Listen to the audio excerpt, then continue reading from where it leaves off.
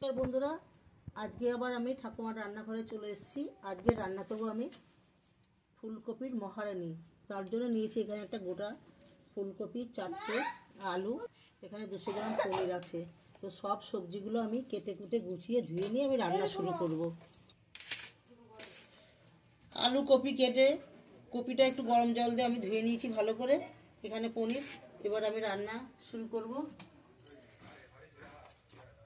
পনিরগুলো ভাজা, আমি আর একটু ঘি দিয়ে পনিরগুলো নাড়াচাড়া করে নেবো। ঘিটা গরম হয়ে গেছে, পনিরটা একটু নাড়াচাড়া করে নেবো ঘি দিয়ে।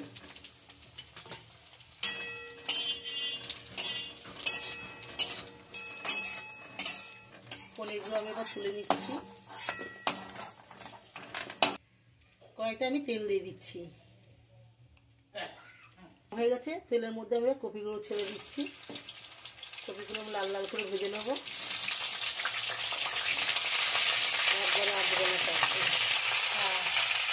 কপিগুলো আমি দুবার ভেজে দেবো, একবারে হবে না। অর্ধেকগুলো আমি দিয়ে দিচ্ছি কড়াইতে, ভালো করে লাল লাল করে ভেজে নেবো।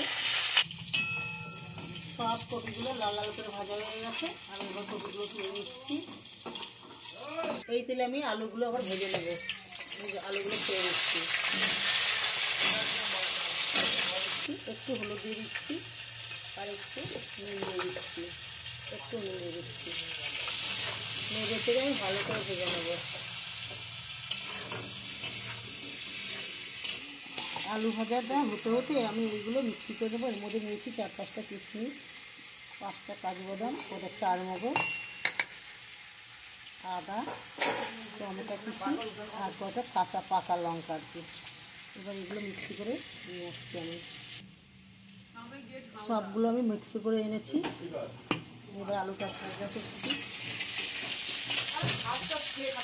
আলুগুলো ভাজা হয়ে গেছে, আলুগুলো আমি তুলে নিচ্ছি।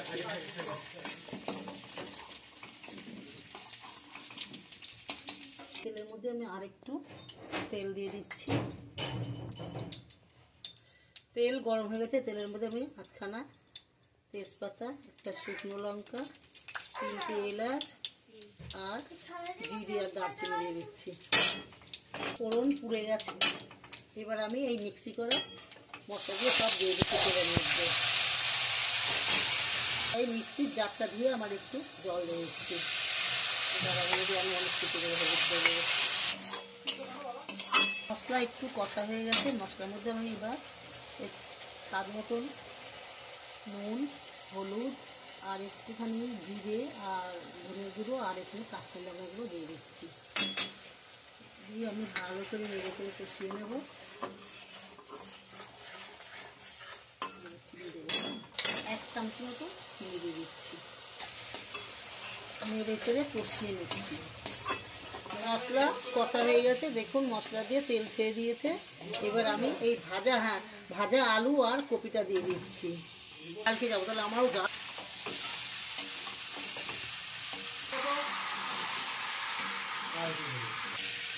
আলু কপি দিয়ে মশলা দিয়ে ভালো কষা হয়ে গেছে।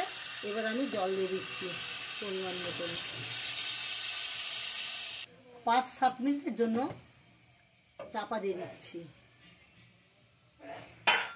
হবে না, খুলে দেখছি, দেখতে হবে এদের কি অবস্থা। এবার আমি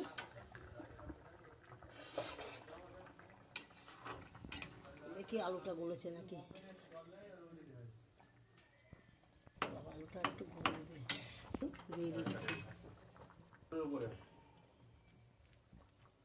মানে ওইটা দিয়ে ঢাকা হচ্ছে না, তার জন্য আমি এবার থালা দিয়ে একটু ঢেকে দিচ্ছি 2-1 মিনিটের জন্য। আলুটা একটু দিচ্ছি।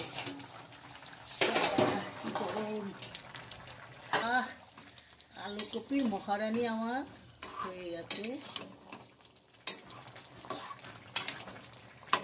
আলুটা গলছে না কেন? 1 চামচ ঘি দিয়ে দিচ্ছি, 1/2 চামচের মতন গরম মশলা দিয়ে দিচ্ছি।